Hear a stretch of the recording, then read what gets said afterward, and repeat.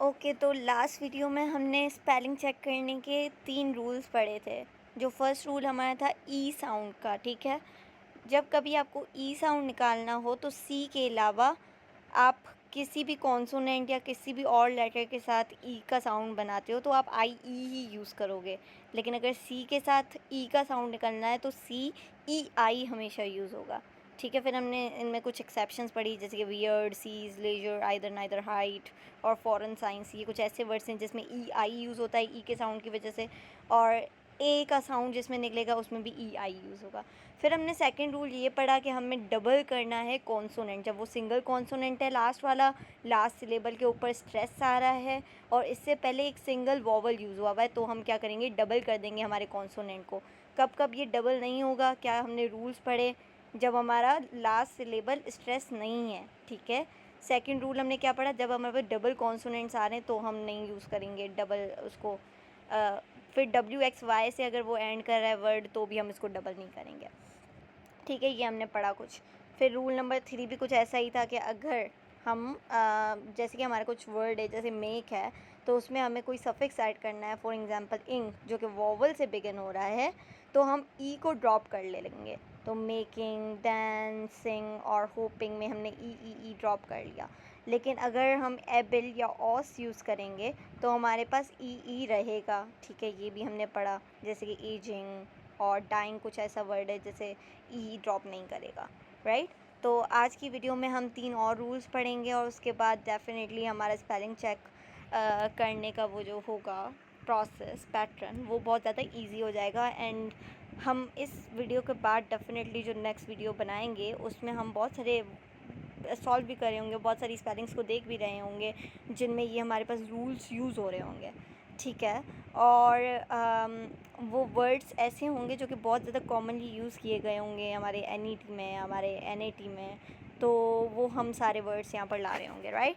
तो हमारा rule number 4 क्या है, जब हमारा वर्ड एंड कर रहा है वाई से, जब हमारा वर्ड एंड कर रहा है वाई से, if preceded by a consonant, वो एक ही कॉन्सोनेंट से प्रोसीड हो रहा है, मतलब इससे पहले सिर्फ एक ही कॉन्सोनेंट आ रहा है, तो वो वाई हमारा चेंज हो जाएगा आई में, वो वाई हमारा चेंज हो जाएगा आई में, ठीक है? Before adding a suffix, suffix को ऐड करने से पहले वो वाई हमारे पास आई में चेंज हो जाएगा। जैसे कि हैप्पी, हैप्पी देखो, हैप्पी क्या है, हमारा वर्ड है। अब ये एंड किससे हो रहा है, वाई से एंड हो रहा है, ठीक है? इससे पहले क्या कॉन्सोनेंट है, डेफिनेटली कॉन्सोनेंट है। तो अब ये वाई किस में चेंज हो जाएगा, आई में चेंज हो जाएगा और हम अपना सफिक्स ऐड कर लेंगे, ठीक है? लेकिन अगर वो आई एन जी है सफिक्स, तो आप ये रूल नहीं कर सकते, वाई में आप आई नहीं ऐड कर सकते क्योंकि आई एन जी पहले ही आई से एंड हो रहा है, राइट? और फिर हैप्पीएस्ट में देखो आई कर लिया वाई की जगह, कैरीड में देखो वाई की जगह आई कर दिया, ठीक है? और अगर वो आई एन जी से एंड कर रहा है तो आप क्या करोगे, तो आप वाई को आई में कन्वर्ट नहीं करोगे डेफिनेटली, और वाई अपनी जगह रहेगा, तो आई एन जी यूज़ लगाया और उसके पहले वाई हमारे पास आ रहा है। If preceded by a vowel, अब ये तो हमने कॉन्सोनेंट की बात की, राइट? अब वो वाई जो कि एंड हो रहा है उससे पहले वॉवल कोई आ रहा है तो भी हम वाई को ड्रॉप नहीं करेंगे, वाई हमारे पास यूज़ होगा, ठीक है? वाई हमारे पास यूज़ होगा। अब इसकी एक्सेप्शंस क्या हैं? एक्सेप्शंस है शाय। तो शाय में देखें हम ऐड कर रहे हैं सफिक्स नेस और वाई से पहले क्या एच भी है, ठीक है? लेकिन अब क्या ये इसमें हम वाई ड्रॉप नहीं कर रहे, we are not dropping the Y here in the shyness, लेकिन हम वाई को रख रहे हैं, ठीक है? क्योंकि हमारे पास क्या है, जो हमारा वो है, हमारा सफिक्स है, वो बिगिन किससे हो रहा है, वो एक कॉन्सोनेंट से बिगिन हो रहा है, राइट? वो एक कॉन्सोनेंट से बिगिन हो रहा है। डेली, डेली, ठीक है? डे से बना है डेली, डे से बना है डेली, तो इसमें हमने क्या किया, इसमें हमने ड्रॉप किया है वाई को, डेली। देखो वाई को हमने ऐड किया है आई में कन्वर्ट, तो ये डेली बन गया, राइट? तो ये हमारे पास थर्ड रूल था, जब हमारे पास वाई से कोई वर्ड एंड करे और हमें उसमें कोई सफिक्स जोड़ना हो, राइट? और उस वाई से पहले अगर कोई कॉन्सोनेंट है तो वो वाई ड्रॉप हो जाएगा अनटिल एंड अनलेस वो आईएनजी फॉर्म नहीं है सफिक्स में। अगर आईएनजी होगा तो वाई ड्रॉप नहीं होगा, और अगर कोई वाई होगा उससे पहले कोई वॉवल यूज़ किया हुआ होगा तो भी हमारे पास वाई ड्रॉप नहीं होगा। एक्सेप्शन सिर्फ शाय है, ठीक है? फिर भाई अब रूल नंबर 5 क्या है? रूल नंबर 5 ये है कि प्लूरल्स, प्लूरल्स कैसे बनाते हैं? वो प्लूरल्स जो कि S X Z C H S H से एंड कर रहे हैं, आप उसमें सिर्फ एस नहीं ऐड करोगे, सिर्फ एस नहीं ऐड करोगे। हाउएवर आप उसमें ई एस ऐड करोगे, एस नहीं करोगे, आप उसमें ई एस ऐड करोगे, राइट। जैसे कि बॉक्स एक्स से एंड कर रहा है, राइट, तो इसमें ई एस ऐड करेंगे। बॉक्सेस वॉच सी एच से ऐड कर रहा है, तो अब इसका प्लूरल बनेगा वॉचेस, ठीक है। अब वो हमारे पास वर्ड जो कि एंड हो रहा है एक कॉन्सोनेंट से प्लस उसमें वाई आ रहा है, ठीक है। एक कॉन्सोनेंट से प्लस उसमें वाई आ रहा है, चेंज वाई इनटू आई। हम पढ़ते हैं रूल के वाई को हमेशा आई ई एस में कन्वर्ट कर लेंगे, आई ई एस में कन्वर्ट कर लेंगे, लेकिन ऐसा ज़रूर नहीं होता। वो हमारे पास वर्ड जो कि एंड हो रहा है वाई से, उस वाई से पहले कॉन्सोनेंट है, तो हम उसको आई में कन्वर्ट करेंगे। जैसे कि बेबी, बेबी, अब देखिए बेबी एंड कर रहा है वाई से और उससे पहले एक कॉन्सोनेंट है, तो अब ये इसका प्लूरल क्या बनेगा, बी ए बी, इस वाई की जगह आ गया आई, ठीक है। और ऐड कर लेंगे इसमें ई एस, इसमें ऐड कर लिया हमने ई एस, तो ये हो गया बेबीज़, बेबीज़, ठीक है। अगर वो वर्ड एंड हो रहा है वाई से लेकिन उससे पहले एक वोवल है, तो वाई आई में चेंज नहीं होगा, वाई आई में चेंज नहीं होगा। जैसे कि की, तो अब मैं क्या की का क्या प्लूरल ये लिखूँगी, कीज़, नहीं, ऐसे नहीं होगा, ये हमारे पास ये ही होगा कीज़, मतलब वाई चेंज नहीं हुआ और इसके साथ ऐसा आ गया। अब वो वर्ड जो कि एंड होते हैं एफ़ से या एफ़ ई से, उसका हम प्लूरल बनाते हैं वी ई एस ऐड करके। जैसे कि नाइफ़, नाइफ़ का प्लूरल क्या होगा, नाइव्स, नाइव्स।